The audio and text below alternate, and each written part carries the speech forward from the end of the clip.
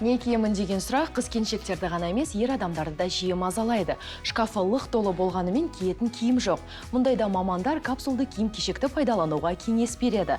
Қалайша аз киімнен бірнеше киім үлгісін дайындауға болатын жайлы стилист Балжан Жұмабектен сұрап білейік. Балжан, ең әуелі капсулды киім-кешек дегеніміз не екенін айтып өтсеңіз. Капсулды киім-кешек ол бағыты бойынша, түсі бойынша және стилі бойынша бір-бірімен үйлесетін заттардың жиынтығы. Мысалы, сіз жұмысқа, не болмаса спортқа арналған капсулды киім-кешек жинай аласыз. Ол сіздің күнделікті жинауға кететін уақытыңызды үнемдейді. Капсулды гардероб жинаған кезде ең маңызды нәрсе оны бір киімнің төңірегінде жинау. Мысалы, күнделікті достарыңызбен кездесуге арналған капсулды гардеробты бір көйлектің айналасында жинап, яғни осы көйлекпен үйлесетін заттарды жинай аласыз.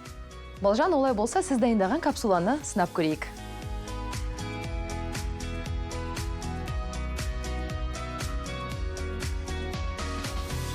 Алғашқы образда жібек матадан тігілген қара көйлектің үстіне фактуралық жекетті киіп, әдемі образ шығардық.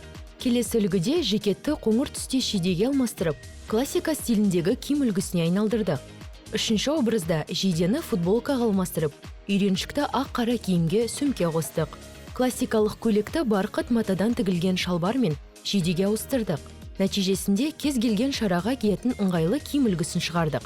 Ал соңғы үлгіде жейдені жекетпен алмастырып, тағы бір образ дайындадық. Осы киім үлгілері кез келген жағдайға ыңғайлы. Ал енді ерлерге арналған капсулды киім-кешекке көшейік. Капсулды киім-кешек таңдауда ең маңыздысы олардың бір-бірімен стиль бойынша үйлесімділігіне, яғни жұмысқа арналған, не болмаса спортқа арналған, түсі бойынша және де сіздің қандай мақсатқа қолдануыңызға мән беру. Олай болса, ерлерге арналған киім үлгілерінде киіп көреміз бе? Қатаң классикалық киім үлгісі кез келген ер азаматқа жарасымды. Ал екінші үлгіде фактуралық пенжекті қара түстес кардиганға алмастырып, жаңа бір образ шығардық. Кардиганның үстінен бір түсті күртені киіп, кез келген жағдайда сәнді болып көрінетін үлгі дайындадық. Төртінші киім үлгісі әрбір ер азаматтың сырт бейнесін әсемдеп, ерекше рең береді. Жейденің үстінен қарапайым жемпірді киіп, үйреншікті бейнені түрлендірдік. Бір байқағанымыз, соңғы киім үлгісінде екі киімнен бірнеше киім-кешек үлгісін дайындадық. Капсулды киім-кешектің бар құпиясы үйлесімділікте.